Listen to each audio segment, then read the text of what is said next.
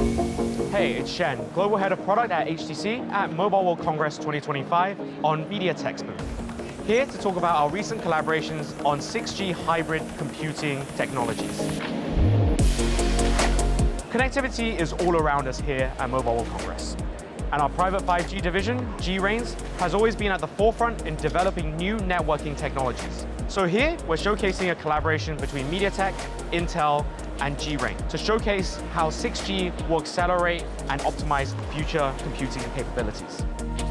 The demo behind me showcases the balancing of workloads between REIGNS RAN cloud and smartphone devices integrated with edge cloud.